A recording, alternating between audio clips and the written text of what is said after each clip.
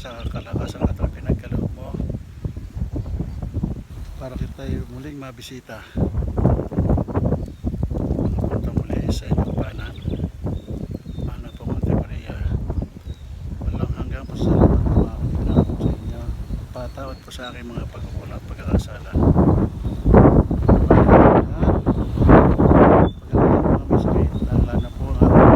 Followers at subscribers, sama po sila naroon parte ng daigdig. Sana po igabahin silang lahat.